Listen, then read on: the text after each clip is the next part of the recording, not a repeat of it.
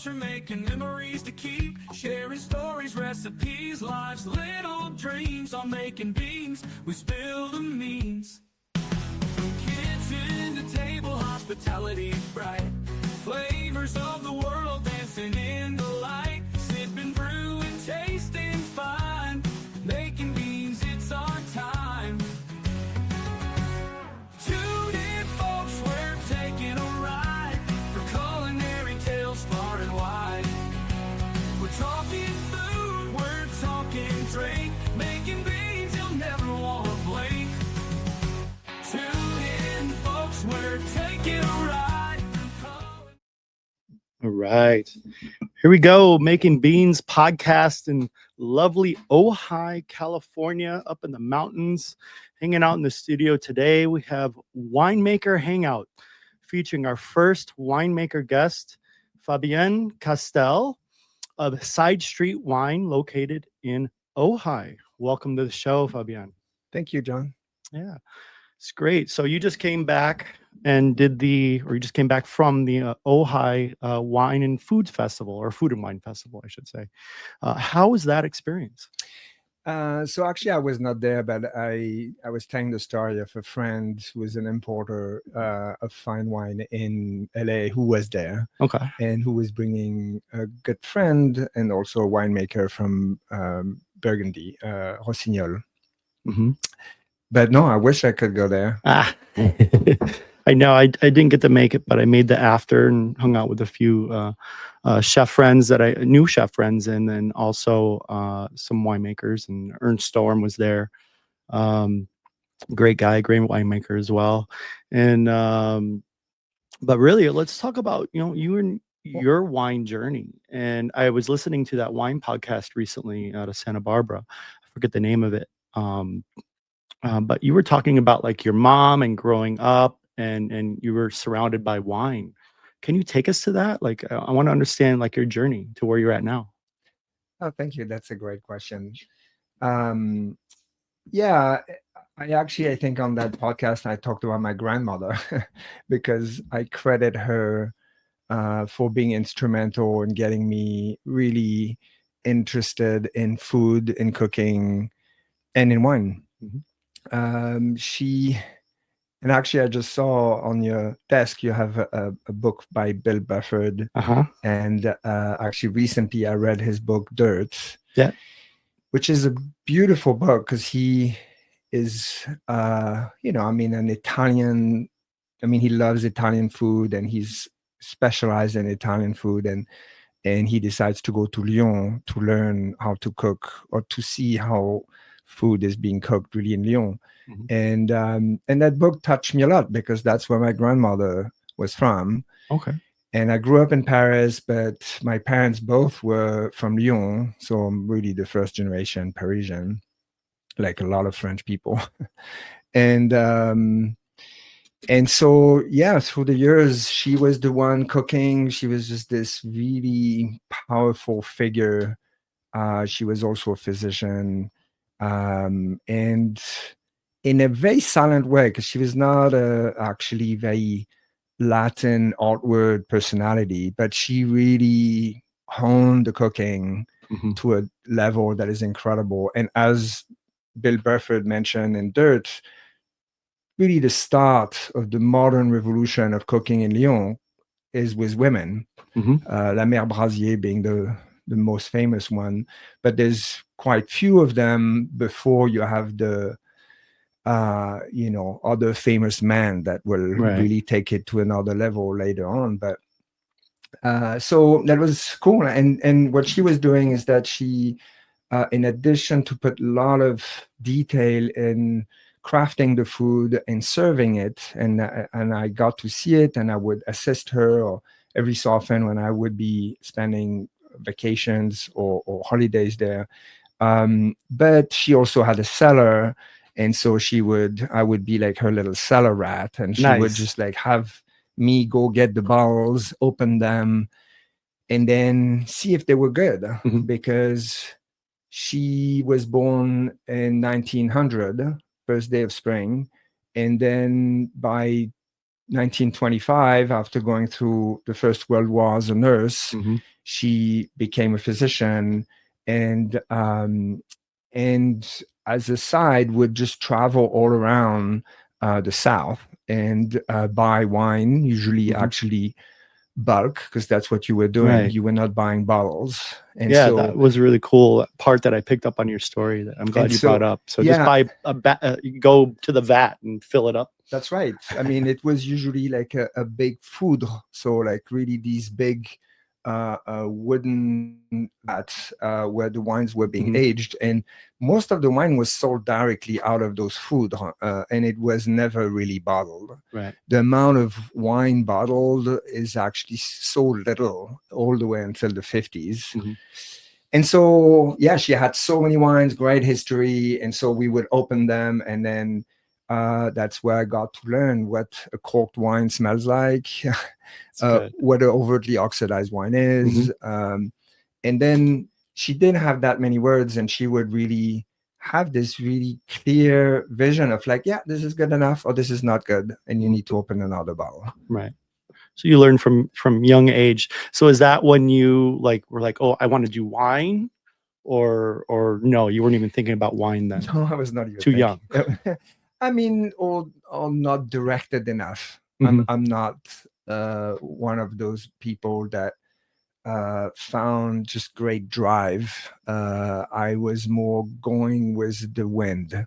And so no, I studied advertising, again, pretty incidentally, and then started to travel because at the time it felt like advertising was everything that was wrong about modern culture. And unfortunately, everything that was wrong coming from the other side of the Atlantic. Right. Yeah. And so it was really a strong feeling that I needed to go find something more authentic and maybe something that was giving me meaning. So traveling, so it was the ocean. And then through many other adventures, I ended up in South America. And there I really connected with the Amazon forest. And that was a revelation. I was like, okay, this is what I was looking for, leaving Paris. I needed something that was really utterly different. I knew I was looking for something that was not modern, that was not technological. So that was pretty ideal. Really connect. What countries in South America? So I started in French Guiana. So I saw all the eastern side, which was really fascinating, and went deep into at the border with Suriname and eventually almost Venezuela. And then it was Brazil, and I crossed all the way to Bolivia. Okay. And it's in Bolivia really that I settled. And how long were you there then? Like a good long year, interrupted with a few trips back, either to first France, but then eventually to the US, because it's in Bolivia that I will meet the person that eventually will put me in contact with this woman that I followed that eventually brought me in the US, where I didn't really want to come in the first place. Yeah, a lot of us guys end up following women. It doesn't always end up well, or sometimes it ends up amazing. But and that brought you to California? Yeah, first Philadelphia. So I spent 3 years, and in the spirit of making the connection with hospitality, actually my first really job really in the US was as a waiter in a French crepe restaurant called Beaumont on South Street, in the kind of creative area or the quirky area of Philadelphia. What year was this? So that would have been 98 to 2001. 98. And incidentally, in the world of hospitality, there's a great story there, because the couple, which there's so many serendipity in my story, but I went to just one job offer in a newspaper, and I was in Philly for 4 months, and I was going to go back to Bolivia, and I just go to this one announced for a job, and I go there, and it turns out the guy is Bolivian. Okay. And him and his partner had started the restaurant, and he is incredibly creative.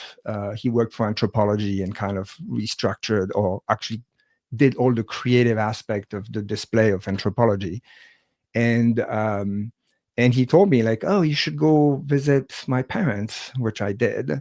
But he basically kept me the job. And so when I came back many months later, that was my first job. You had it for you. And so their story, that is way bigger than that, is that eventually, many years later, they will take over Tavern on the Green in downtown Manhattan. Yeah, Manhattan. Yeah, downtown on the Green. Taking over this restaurant that is the highest grossing restaurant in the United States, and that had really fallen in completely disrepair, was closed up for all kinds of very complex reasons. And they opened it to the great dismay of New Yorkers, who could not believe that this was taken up by two people that had this little crap restaurant in Philly. Yeah, no, that's a really cool story. Love that. So, well, a little segue. We're drinking wine. You brought some wine. Lovely gift. Thank you so much. Talk about what we're drinking here. So, this is a bubbly rosé that I made in 2023, which was my first vintage on my own. And this is actually a vineyard that's not very far from your house. So it's Alisal Vineyard. Right in the backyard. Exactly. So on the way up to Summit, close to another known vineyard that Adam Tormack from the Ohio Vineyard really worked with since 95. Right. You worked with him. You studied, apprenticed under him. Exactly. So for 22 years, I really worked with Adam. Amazing. And learned everything with him. And so that was Roll Ranch. And so this vineyard is just before Roll Ranch, on the same side in your house, just below the Topa Topas. Okay. And Grenache Blanc, Viognier, and it has the rosé part is a little bit of Barbera rosé and Pinot Noir rosé. Oh, this is, man, tastes really good. And so, yeah, part of this project is about finding a little bit of a voice for Ojai, for Ventura County. Not that, nobody is giving it a voice, but right. And we can go back to the history. Actually, it was interesting to hear some of your previous conversation, and some of it was the history of winemaking in Santa Barbara, and which I got to know intimately because of working for someone that is really of that Zaca Mesa, actually first little incubator. Yep. Zaca Mesa, and then Au Bon Climat was Jim Clendenin. And then eventually the Ojai Vineyard when they split up in 91. And because they worked together. Yeah, they created Au Bon Climat together. That was their Tormack, right? Their child. And so and there are other stories, maybe I'll get to it, but I did get to know Jim before he died, and that whole scene, including my first encounter in the region, was Richard Sanford. And then that backtracks because he was a close friend of my father-in-law and the one that I met in Bolivia. So this is actually the connection that brings me small worlds into wine. That all along I hadn't planned to go into wine. But to finish with that rosé, the beyond the philosophy or beyond everything else, I just love bubbles. And who doesn't love bubbles? Yeah, I mean, they're fun. And we're in an environment that has a lot of spicy food, actually, right. and a lot of food that requires bubble and requires energy and acidity, and so that's why people drink beer. Yeah, exactly, right. Often it fits really well. Good with fried food. I love bubbles with give me truffle fries. Exactly. Let's get it clearly out there. French fries are just kind of one of the best food on the planet. Of course. Now, I love when you talked about it. Like this wine you made, the grapes are basically from my backyard here in Ojai, and you have a passion for that, focusing kind of in this area. maybe going into Santa Paula, you see a lot of, in Santa Monica, I think you said they discovered volcanic soil. Yeah, in the Santa Monica Mountains. I mean, yeah, the geology is super interesting here. The climates are actually maybe what I'm the most interested in, because the geology opens up to the weather in ways that are really unique. I mean, that's why Santa Barbara, as I discovered, moving here not knowing anything, but realizing that the terroir is so unique because of the climate. I mean, you can talk about the soil all you want, but the fact that you have this gradient between the coast that is at 65 sometime in the summer and the inland that is at 102 is unheard of. Most other places, you don't have that gradient in such a narrow distance, a short distance. And so that gives you a lot of possibilities. Right. And it mitigates what essentially would be really difficult to grow elegant wines in such a hot climate. If really we were at the equivalent of North Africa. And in North Africa, it's the same. In Marrakesh, they are along the ocean because the Mediterranean will mitigate the intensity of the sun and the heat. Right. So and that leads to good wine. That leads to good wine. Like, you really need that freshness. Yeah. If you have unrelenting heat, you can get to ripeness. You can make really very full wines. Right. The Central Valley is full of them. Right. Or like Paso. Yeah. Oh, yeah. I mean, again, Paso is complex because you have Western and you have Eastern, and again, it's not said that you cannot make wines of elegance in a hot climate, but it is way harder. And it requires, I mean, it's finding the right varietal, and year in and out, you will have more likely very intense ripeness and power and disappearing acidity. And so finding that great dichotomy in the wine, which is exactly what I look in this particular wine, like I want some ripeness. I want the fruit to come out and have like great, expensive, nose, fragrance, flavors, but at the same time, I want it to be really fresh, dynamic, mouth-watering, and disappearing in a way that makes you want to take a little bit more. And so that's where, I'm looking for acidity. I'm looking for all these components. And I think this climate has that possibility. And Ojai, for some reason, got overlooked.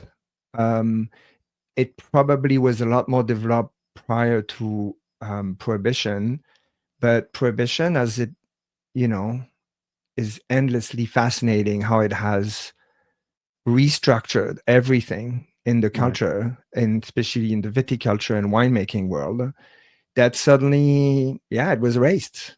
And then there was nothing until really Adam Tolmack and the Ojai Vineyard. Right. Yeah, absolutely.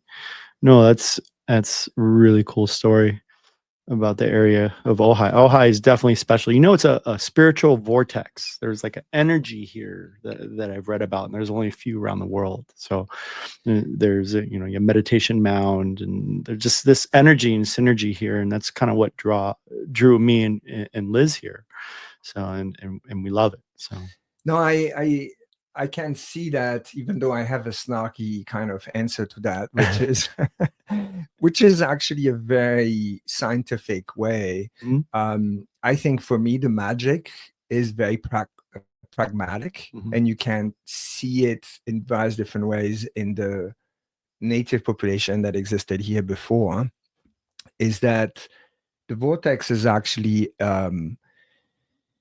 those mountains between Sulphur Mountain to our south, and that huge mountain range to the north, with multiple other ranges subsequently, is a massive water funnel. It is basically holding water, like very few places along the mountain range. Like even if you go further east, many places do not have the water reserves that we have. Right. So for me, that's the energy on a very basic level. It's like you have that water, you have that life, basically, that is sustained, And the Chumash knew it. They would really colonize. And then you have the Ventura River, which is the only thoroughfare north-south that really, then the next one is the 5, but it's not a very easy one. And then if you go towards Santa Barbara, it's really the pass to the north, and that is a very, very sharp, difficult one.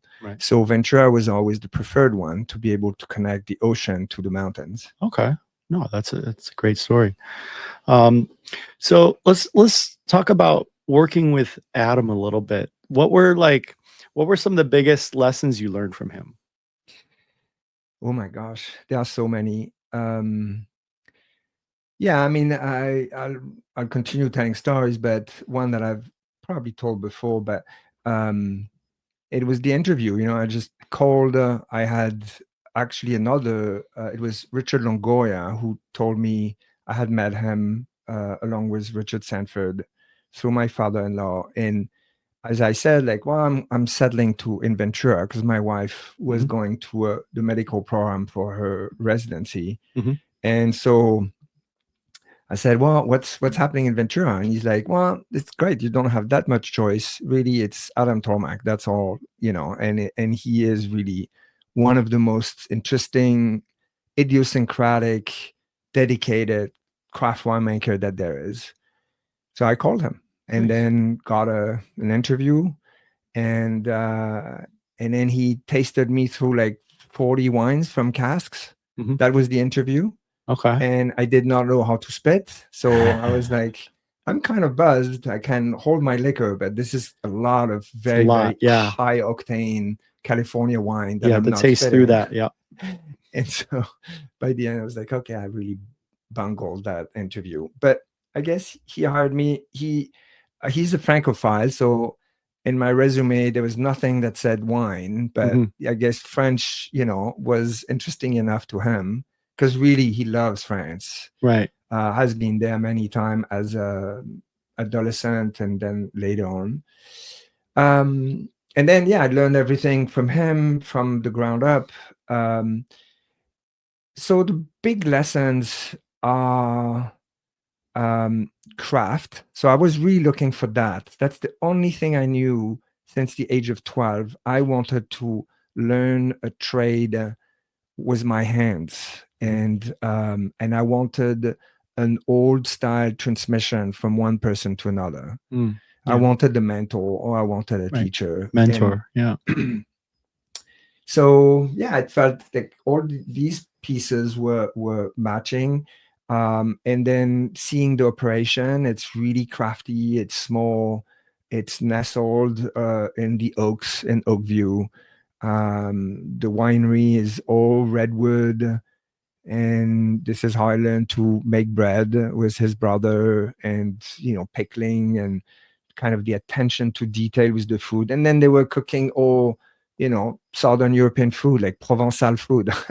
That's awesome. Yeah, there's a lot of that around here. Yeah.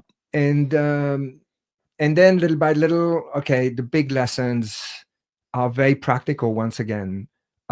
Refrigeration, really understanding that great wine is made with some amount of control over the temperature. Right. Temperature is so important. Absolutely. It's everything. You're dealing with, a living organism in there that's causing something, and you have to treat it, respect. And absolutely. Yeah, and you can shepherd it with the temperature. By lowering or higher the temperature, you can select what organism and what really will be the evolution of that beverage. So I think he's one that really understood that really early on, and probably better than most, because everybody assumed that the weather was here cool enough. But we all know it's like, well, it's cool until it's not cool. Yeah. And then your cellar goes from, oh yeah, it's great in the winter, especially inland, you can go to the 40 degrees if you bring the cold air in. But then it does get to 90, 100, and then the cellar can be at 75 or 80. And that's a completely different animal. So keeping it at 55. The second great teaching was, I guess, the vineyard, all the work that everybody knows. It's like, you need to have really good grapes to make a good wine.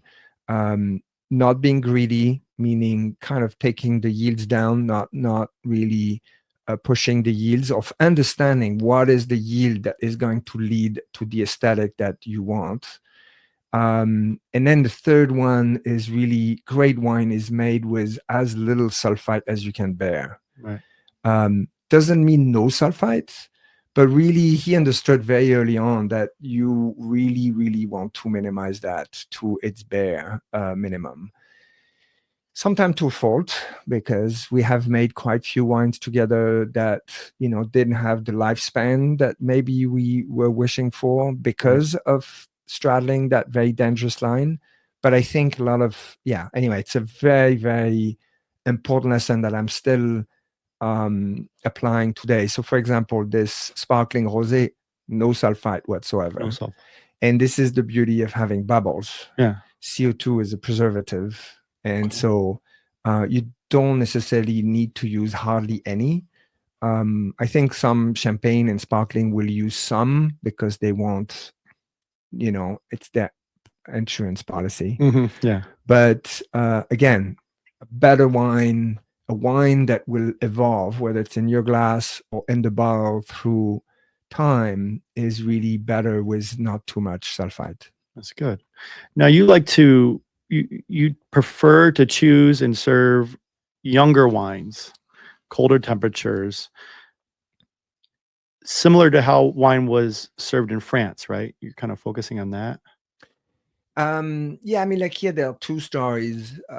Again, being completely earnest, I'm serving young wines because I just started in 2023. Right, that's true. Yeah. So I don't have necessarily a preference. I completely acknowledge that wine changes. So right now I have only the younger version, but I'm actually making them with, for sure, having a 7 to 10 years lifespan.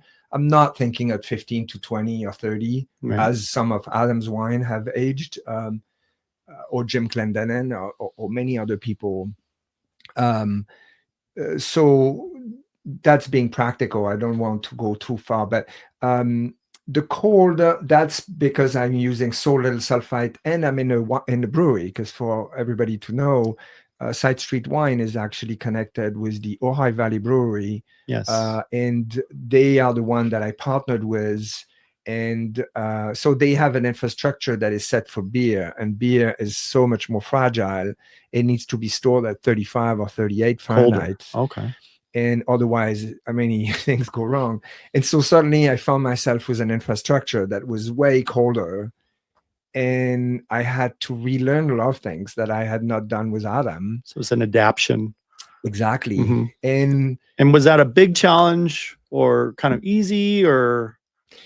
I mean, that's the beauty of my life story, is that I have followed serendipity so much that at this point, I'm really very comfortable with it.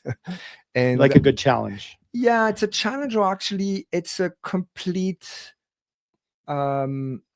step outside of your area of comfort. Yeah, that's and great. So it's not necessarily a challenge, because very quickly I saw the advantage. I was like, oh, this thing is not going to go anywhere. At 55, it can still go somewhere. Like let's say a bacterial, like even Brettanomyces. I think Brettanomyces really struggles at 35. Maybe at 38, it can still kind of grow, but even at 50, it struggles to actually grow. But so there you are, like at lower temperature, there's immediately an advantage. Right. The disadvantage is like some of the wines are not showing that well. If they are straight out of a tap, give them a moment. 35, it's like, well, you need to warm them up. Yeah. Which is never that big of a deal. But if you're really thirsty and you want to drink it right away, I can't wait. Yeah, you may wait. So that's one thing. But the part that you refer to, yes, I love history and I love going into it, and we could later on if we have the time. But I really am interested. So I learned modern technique with Adam. I learned modern technique from what I read, from like right now, technologically, we're so advanced in wine and in food culture in general. And so, I think now I understand very well all these technological aspects, but I want to go back to something that is more essential, which is empirical knowledge. how do you assess your vineyard by just looking at the plants? Right. How do you assess the fruit by just tasting it? Mm-hmm. How do you assess where your wine is at in your cellar? Again, tasting it, looking at it, and then the conception of like where you are going to go.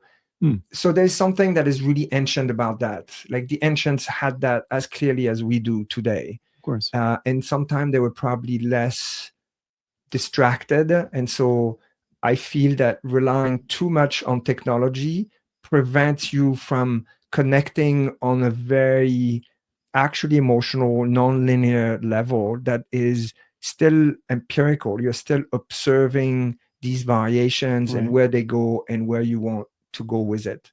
So the other part was that economically, wanting to have a small winery, being very local, and realizing that globalization has many advantages, but sometimes has had issues. And one of them is carbon footprint. So like the idea of selling things locally, going back to an ancient system that I lived in. I mean, in France, there are many very European small producers, France for sure, markets everywhere, and each region has their specialty, and they have elevated to a beautiful degree that you are going to go to Parmigiano because they have like this very, very unique cheese. And that's where they specialize in. That's right. And in the Southwest, there will be like a pâté. I mean, whether it's a foie gras or it is like a wild boar pâté, that is really what sets them apart. This one village will do only citrus or fruit that are preserved in sugar and that have been done for 600 years. So like I wanted to bring back a little bit of that really to our valley and putting at the center of my business model of being small, making wines with things that are around, and then it traveling as little, including being served on tap, not even traveling to going into a bottle. Yeah, no, that's cool. And that process has been fascinating because it has changed the way I make some of the wine. So I think two paths for each wine, the one that is going to be on tap and the one's going to go into a bottle. Because it really is a different, it's, that makes sense. You're one child that is going to build right away at the age of 19 and start to work on carpentry. And then there's the one that is going to be a researcher after 25 years of studying. And that's the bottle one. That's the one that is going to be thought for not 25 but 7 years down the line. Oh, that's awesome. Now talk to us about your getting into your relationship and how you kind of collaborated with Ojai Brewery and how did that start? So or in the beginning of your wine label. The two owners are Jeremy and Liz Hafner, and they both really were part of the food scene because in Ojai, right? Liz's mother opened Azu, the restaurant, which was Duchess before. Exactly. Gotcha. And so Azu was really a staple of Ojai and was really kind of very central and was really kind of community driven and successful. And so at the Ojai Vineyard, I did many wine events there, got to know Liz and then Jeremy, who had started brewing and selling the beers at the restaurant until they sold it after COVID. And they added the tap room basically to what was at the time the production space on Bryan Street on the east end of Ojai, in kind of that industrial area. It's the one industrial park really of Ojai. Light industrial, let's call it. So it's a little bit so anyway, then as soon as I left, and I knew I needed to leave the Ojai Vineyard not having any idea of what I was going to do. You were ready though to go spread your wings. I was ready. And again, Adam and I split in very good terms, and we're really close friends. But he, I needed to push the old man out, and he was never going to go out, basically. And so we had that hard conversation, and and so I really needed to go and make my own mistakes, and have artistic license. And so as soon as I left, and I didn't want to have any plan, I wanted to see where it was going to take me, but really within a month, Liz heard it. I don't remember. I think it was Liz, and she said, like, okay, let's talk. And so within 2 months, everything was kind of set. And then the question was more, can we make wine at a brewery? Yeah. Knowing that it has not been done because those licenses were always separate. And so it's 3 years ago that basically, I think with the help, Jeremy did push, but that license basically was allowed. It's like so you got like a special addendum or license. Type of license. The winery is under the brewery's license, and so it's like it's a second level, but it's smart because I think these things do go together. So anyway, it happened really fast, and it was good. And then the branding, it was Side Street actually has a story. Again, the man that I met in Bolivia, whose daughter I met, who became my wife, still is my wife. And he was a physician in the San Ynez Valley, and he had kind of a midlife crisis, and he really wanted to open a cafe. And so in Los Olivos, he opened a cafe into what at the time was a hardware store, and it was called Sides Hardware. Oh, okay. And so it became Side Street Cafe. That's not Wine Merchant Cafe?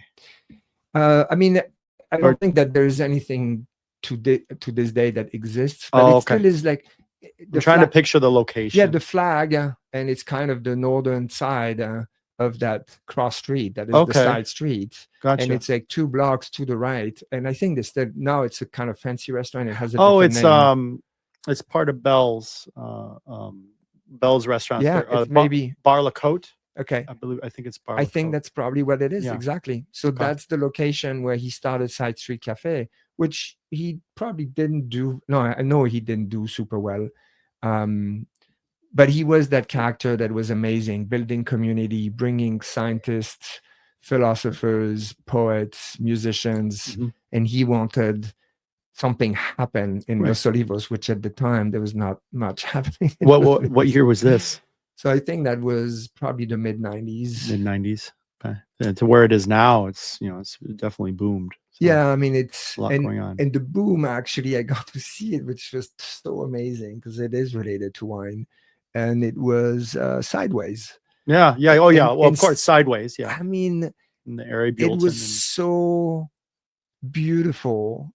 And again, being trained in advertising, I could read all the codes of like, wow, this is a movie-length advertising.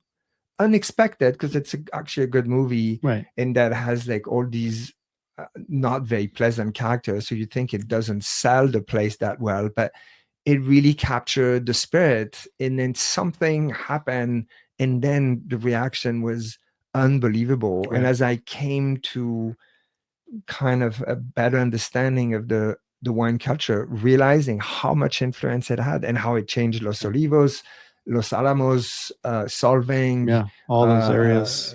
It's profound. I can't walk around and not hear about the movie Sideways. Like everywhere you go there, somebody's always talking about it still today.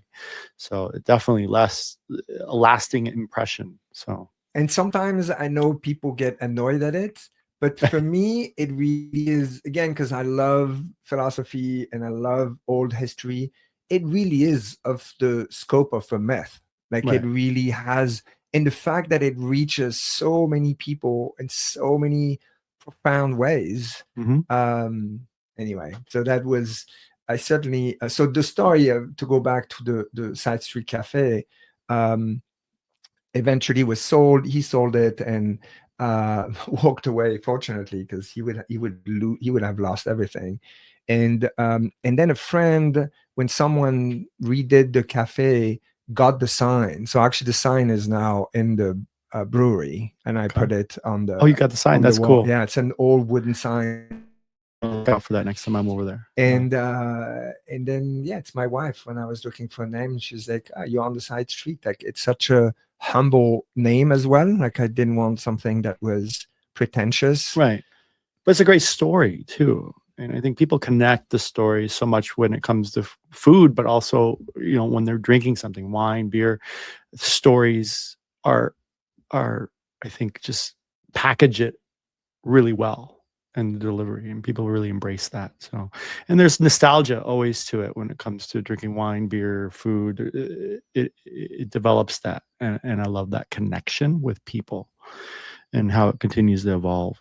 Yeah, it's added value, or it's added meaning, it's added experience. Basically, it just tacks on to just that flavor. It could be just a flavor, right, but really there are all these other things. You picture the valley where it has been growing, and you picture like the family that has been making it, and for how long. And then there's like all these other added perceptions. And yeah, I mean, this is the part that where unapologetically I accepted to go into the element that is poetic, romantic, in that is not rational and linear.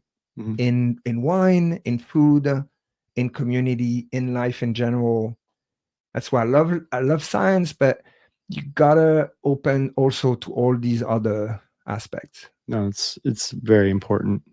It's amazing. If you can change a misconception about wine, what would you say about that? Ooh, I have one. That red wine is better than white wine. Okay. I think that was very early on surprising to me, that, you know, the price is always higher for red wine, and the pantheon of all the great wines are just so much fewer whites. And whites are not getting, for me, the attention that it deserved. There was even like not just a sexist, but such an assumption. Like, when I started, I kept, because I was in this restaurant, so I learned actually quite a lot of the trade and selling wine and selling beer, and I had to learn to make cocktails, which of course I knew nothing about. And I was alone at lunch, and I was doing everything, bussing. I was the waiter, and I was making the drinks, which I did not know how to make. It was a shit show. I could barely speak proper Fake English. it till you make it. Yeah, exactly. But you learn eventually, for sure. I had to crouch next to the people to be able to hear them. They had to speak directly in my ear so I could really understand what they were saying, because otherwise, you know, like American accent, especially on the East Coast, a lot of things are mangled. Oh, it's different. Yeah. It's Boston accent. Ooh. Exactly. So anyway, but I kept seeing that men were ordering reds and women were ordering whites. Right. And that men were often acting as they knew more about wine, and women were like, "Oh, this is just what I like, but I'm not like not knowledgeable." And then there was this whole interesting little play where when you come in with the wine list, it goes to the guy, and the guy is like looking at it, and then you could tell like a lot of them did not know anything. Yeah, they don't know anything. And they were like, "Oh, this is horrible. I have this list, and now I need to perform, and I need to either have a conversation with the person, or I need to make an informed choice." And little by little, I mean, I grew to just like chuckle, because in some ways that was maybe another difference, that Americans, I realized, compared to the French, where I really learned all my wine culture, even if the French did not know anything about wine, they would act as if they knew. When in the US, there was this self-consciousness, that awkwardness, that, so I would want also to tell people, like, you don't have to go through all that. Like, your taste is yours. Yeah, you know? your taste is yours, and let it take you on your journey. and it's different for everyone. And then eventually you'll get those notes and nuances, and that comes with time for sure. Yeah. And being self-conscious is going to prevent you from having that experience. Actually, of course, it will get in the way of like you connecting to that dish, to that glass, to whatever. And so just forget about it. Like, forget about it. This is bullshit. And it was actually paradoxical, because I could also see, and I knew that from Americans in Paris, Americans are known to be uninhibited, just confident, uninhibited. Like they will go straight to the point sometimes. Like they will be like pretty blunt, actually. We can be very short, to the point, direct. Yeah. And then suddenly there's this 180-degree turn. It's like, what happened? We learned. Well, actually, I blame the French sommelier, probably from the 50s and 60s, and the white tablecloth kind of experience post-prohibition, where people went back into that food and wine experience, and that was curated in a way that was making probably the customer feel self-conscious. Yeah.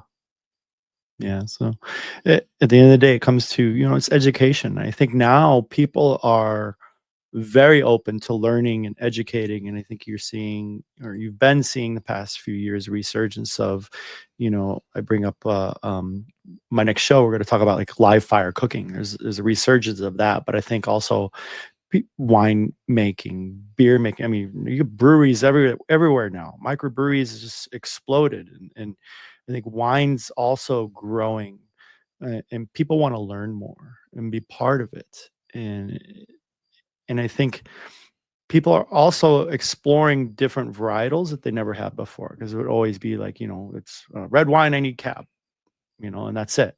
But there's so many more, and like, same for white wine. Actually, one of my favorite white wines is Gave, old and Soave, old Italian white wines that it's hard to find on a menu. And I look for them, and I'm actually starting to see them more often now. And I think people are not as afraid to approach different things, and people aren't just gravitating towards that super buttery Chardonnay, Well, that's where your question is very good. Like, what would I change? Actually, I have a third one, if you can allow me. But it is really relevant with my project, is that a big part of these 23 years with Adam and the Ojai Vineyard, because he's such a legacy winemaker and has created this really legacy brand that is really amazing. I learned all the codes of the wine world and of the food world and the restaurant. So I got to really understand really well. And there is a place in me that is still revolutionary, that is still wanting to have things move. And so in creating the brand, I really wanted to buck the trends or think outside of the box. In that sense, being truly American and truly Californian, really being a little bit of a disruptor in a gentle way, but really rethinking in a freer way what I had learned, but where I could see there were all these obstacles. One of them is like the big varietals that take over everything. Actually, right now, incidentally, the beer and the wine world is collapsing. Like, a lot of businesses are closing. Again, the economy, it's boom, but it's boom and bust. No, it's like just the wine world. Too many brands, too much wine being made. Oversaturation. Not just in the US, but worldwide. Greed, like all kinds of things really led to too much expansion. The market cannot hold it. The economy is not holding it, but it's the market and it's the people, and the people are changing. And yes, they don't want Chardonnay or Cabernet or less, or they want it differently. And so, yeah, thank goodness the culture keeps moving. And yeah, that's the beautiful part of California. That's why I'm coming back here from France, and I'm having that feeling that I'm landing home. Like, I love this culture. I want to contribute to the culture. And part of my project is actually to put my little contribution, starting just in the Valley. I'm not going to go even statewide, let alone nationwide. I really want to contribute to the Valley, and for the Valley to elevate its value, it needs to not think like everybody else. We need to not think like Los Olivos, or identity. find your own specific identity. Like this valley is not like Paso Robles. It really is not. And so, what is it that we are? What is it that we stand for? What is it that we can produce that is unique and original that people will recognize? And so for me, it's definitely exploring other varietals. In that sense, Bill Buford really helped me understand that the greatness of French food actually came out of Italy. And he got in so much trouble. And every time he had the conversation, and in the book, it's very well told, that story of how he would just go into those conversations really carefully. Because the French are very nationalistic, and imagine with food and with wine, I mean, like, it doesn't get any worse. Like, you could get probably guillotined in the wrong condition. There's a good rivalry there for sure. But I have, being a chef, I have a great respect for the French and the classics, the king of chefs, Escoffier and Crème, and what they contributed. But I'm also Italian myself, and I trained Italian, and there's a lot of that there that I love as well. And now that I've kind of traveled around the world, everybody has their mother sauces, culturally. Everybody has that identity and representation, and same for wine. And it's a great thing that we can get together at a table, break bread, have wine, have food, have all these things, and just tell stories. And it's just a wonderful thing. Exactly. No, and actually, if I was left to my own device, I would turn actually the Ojai Valley half into Italy, because I think Italian varietals are doing amazing. Right now, Picpoul is probably one of my favorite, which is French. But for example, Rolle, which is actually Vermentino, so it's always at the border between France and Italy, which for many time Piedmont and all the Duché de Bourgogne was in between Italy and France anyway. So Barbera right now is probably my favorite red. That's one that next time you come over, I can taste you on. Like, nice. And there's quite a bit of Barbera planted around, which is great, because it absolutely thrives way better than any of the French varietal. So I wish I could plant Fiano, that I could plant Vermentino, that I could plant Grillo. Maybe, it'd be fun to taste the Soaves of the world. My dad made a Soave once, and my family, they make, base wine. Growing up Italian, my uncle made wine. My grandfather everybody made wine, and they were just big reds and alcoholic. But my dad started dabbling in it later in his years, and he'd buy the juice, and then he'd do it in his basement. And I remember he made one year this Soave, and I was like, oh my god, it was really good. And I don't think he hasn't made wine. He doesn't make wine anymore. It's he moved around and his ailments. But where was that? That you were making? That he made wine? it, I think in Denver. And he bought, you go to the brewery places and they sell the box wines, the free runs and the juices. And he just made it in his basement. And he did that for a number of years. He hasn't been doing it lately. I hope he does it again. I've heard that story as I traveled to help, with the sales of Ojai Vineyard. I actually got to see a lot of the US and in all those different wine markets. And it is stunning that very, very often I had exactly the same little story. breweries and they you buy all the equipment there, and it's just for, amateur brewers and winemakers, but they have everything there for you. Or if you live in a wine growing region, you can, go and buy grapes and or go to a winery and maybe they'll sell you some juice. But it's a great thing, and there's a big underground scene, and that's where a lot of these microbreweries and wineries come from, and some have done really well, and some is just not that great garage wine. No, but even garage, it can work. And another friend who is from Bordeaux, another French guy from LA, but who is super well informed, and he was telling me about this French guy that actually was downtown LA.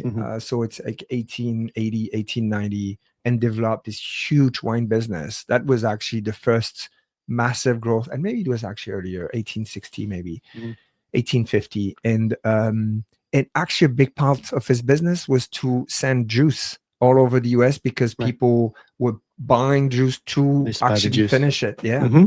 And there was, and it was mostly Italian, actually. It was not the French or the you could imagine the German, like many other people. It was all Italian that were doing that in the garage for, so now we're talking about like 100+ years in a consistent way. And they continued a little bit, but Prohibition again was really, really difficult. Yeah, and I'm sure Prohibition had a lot to do with that, especially with some of the old school families who were winemakers, you know, probably my family too, you know, when they came over here, and yeah, it probably came from that and just went to generation. So yeah, really good thing. Now, what wines are you making right now? What can we find when we come into the shop? Yeah. Their so the first vintage I made 9 wines. Second vintage I'm probably at 10 or 11. It's not completely sure how it's going to go. So the 9 wines, a lot of whites. I wish I had more. I need to find more sources of white grape varietals. But I had a Sauvignon Blanc, so Rosé, Sauvignon Blanc, Grenache Blanc sparkling, then the Viognier Grenache Blanc bubbly. I made a Syrah, a Grenache, a Mourvèdre Malbec blend, and a Pinot Noir. Okay. And the Pinot Noir is not from the valley; it's actually from Carpinteria. Oh, Carp. Okay. Which is super fun because there's another little nook that doesn't quite exist.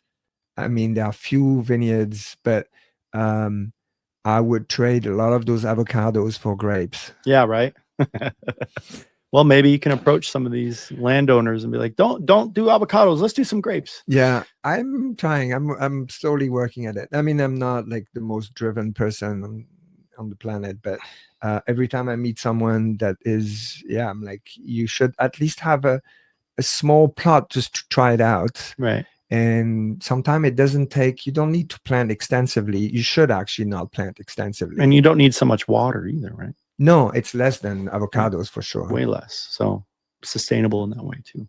And as another new site that is absolutely wonderful, the Haas family on the way out of Ojai on the 33. So it's Friends Ranch, just across from the Cozy Dell. So they built a new house in 2016, I think 2016. And I think they planted the vineyard all around as a fire protection.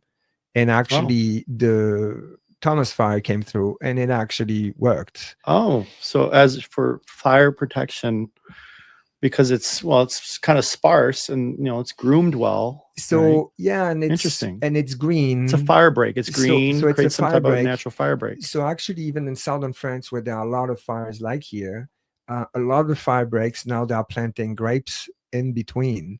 Oh, wow. Because you don't want it to dry in the summer. You actually want, because that's when you have all the fires. So the ability to maintain a plant that has actually greenery and is full of humidity will actually not burn and will actually stop fires. So that's the first time I encountered it locally, that someone really thought it through as an insurance policy. That's really cool. I think some more people need to pick up on that for sure. If it can give me an opportunity to be in all these very cool little areas. Because the other part of the project is over while I was working with Adam, and actually the vineyard manager of Roll Ranch, Martin Ramirez, has become a really very close friend of mine, and he has planted all over the place, and often what I call vanity vineyards, but like people who want to have it as a landscape feature. And sometimes they want to make wine, but quickly they realize it's too much grape, it's too much wine. Maybe they don't even know how to really make the wine good enough. Right. So they're stuck with a lot of mediocre, if not undrinkable wine. And so I would get involved in helping them make wine, or I was looking for an outlet to be able to do it commercially, which I'd never found until I started my business. So actually now a lot of the wines that I'm making have some amount of those vineyards. That's great. And so I am encouraging people and telling them, yeah, you can. I know it's a cost, but for me, it's like I get to work with vineyards that are in area where it was never planted commercially, where the climate is unique, the mesoclimate or microclimate. Getting to explore again various different little nooks of the valley. So recently a lot more Cabernet came in because people planted Cabernet, but I'm pushing them all the time. Like, you should plant Picpoul or you should plant Fiano as an alternative. Suggesting. Yeah. No, it's really awesome. Well, Fabien, thank you so much for coming onto the show. I think we're gonna close this one out, but it's been a great conversation with you and your wine journey, and thank you for bringing some of your wine. Cheers. Hey, my pleasure. And I really enjoyed the conversation, and thanks for inviting me. Yeah. So everybody, thank you for joining in. I'm going to throw down some of the links here. Please check us out. We're on YouTube, Spotify, Apple Podcasts. You can also go directly to makingbeans.com. Come on in, leave me a note. Give me some recipe questions. If you're dealing with some recipe issues at home, maybe I could help you out. I definitely want to get some shows going and maybe do some type of cooking element in some future shows. I'm brainstorming those right now. And then some future shows I'm planning on taking on to the road. We're going to go do my buddy's restaurant, probably on site. And hopefully we get some more winemakers as well. Maybe we can do some vineyard tours and, really want to expand the show a little bit more and have more fun with these conversations. But really appreciate everybody coming out today, and we'll see you till next time. Cheers. Cheers.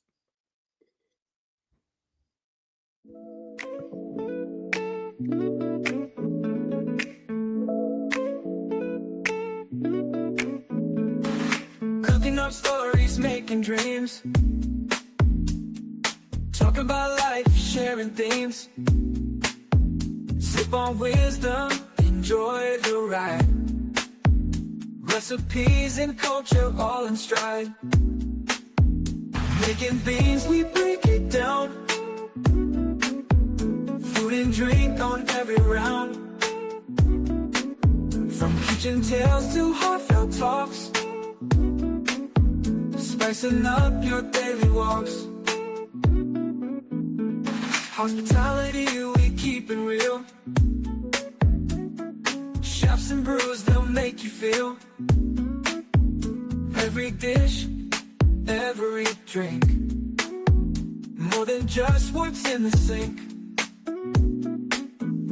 Making beans, we break it down.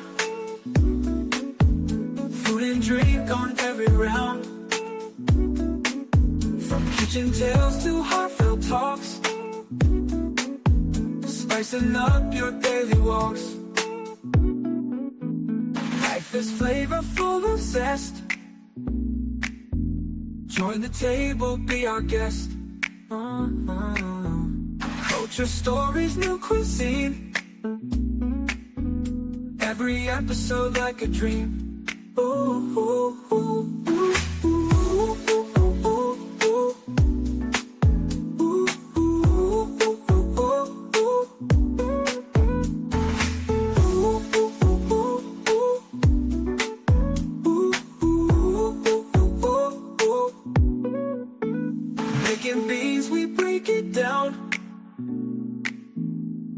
Drink on every round. From kitchen tales to heartfelt talks, spicing up your daily walks.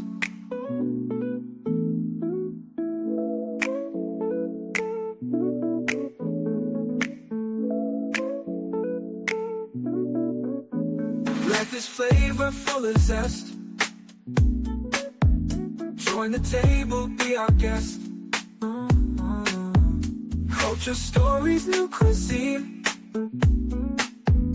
Every Every episode like a dream.